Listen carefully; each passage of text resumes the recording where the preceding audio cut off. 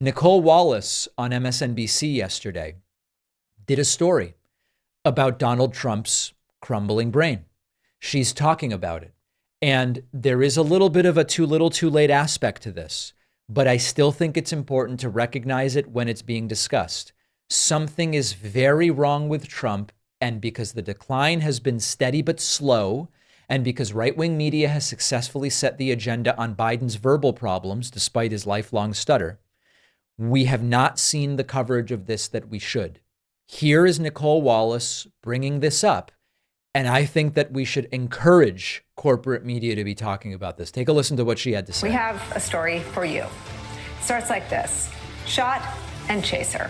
At a time when the ex-president, now convicted felons, rantings and ravings about things like sharks and electric boats and whether he'd go with electrocution or getting eaten by the shark, have everybody, regardless of political persuasion, talking about his state of mind. At that moment, a merchant of right-wing talking points and sometimes even disinformation is going into overdrive with calculated and relentless regional attacks on President Joe Biden. Statements by Donald Trump, on the other hand, so unhinged. Fox News didn't carry them or broadcast them, didn't go back and air them after the fact either. In the words of Stephen King, that speech was, quote, like listening to your senile uncle at the dinner table after he has that third drink. So that performance and others like it are reviving real questions about Trump's stability, his mental acuity. So listen, Nicole Wallace is completely right. Tons of people don't even know that this is the way Trump is behaving because they don't watch the rallies. And then the media that they watch also don't cover the outrageous things that are happening at rallies. So I don't know that this is going to become the story leading up to November.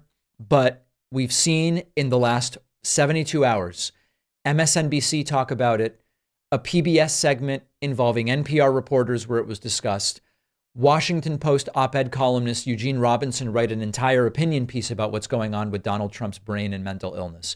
This has to continue. And I know that some of you will say, there's a whole bunch of MAGAs, David, who just don't care. They're committed. They're going to call this a conspiracy theory no matter what. We can't really reach them. And that's true. That's probably true. But there is a reachable middle. And if you want proof of that, look only at the fact that after Trump's conviction, 49% of independents said Trump should drop out. There are people that are somewhat tethered to the facts as they are laid out and happening. And it is important not to ignore those people. So I think it's great that Nicole Wallace is talking about this. PBS NewsHour, Eugene Robinson. It needs to be pushed further into the discussion, particularly as Trump is starting to lay the groundwork to not debate on June 27th, blaming it on Biden or the lack of a drug test or whatever.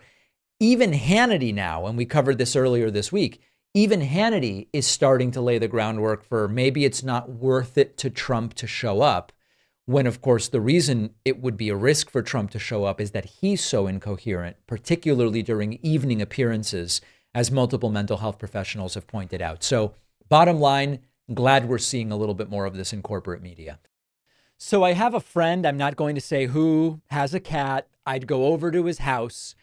And the cat's food would stink. Let's be honest. I would sometimes feed it a couple of times, and I would just dread it because of the smell of the food. If you're still feeding your cat that low quality stuff, check out our sponsor, Smalls. Smalls cat food has protein-packed recipes made only with preservative-free, human-grade ingredients that you'd find in your fridge. That's why veterinarians.org rates Smalls 10 out of 10 for ingredient quality, and it is delivered right to your door. My friend told me their cat likes Smalls way more than the old cat food. I can confirm it smells way better.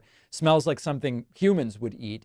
And that's really the point. Other cat food brands put their wallets first. They fill their quote unquote food with mysterious meat byproducts and artificial flavoring and colors and preservatives. Feed your cat the human grade food they deserve.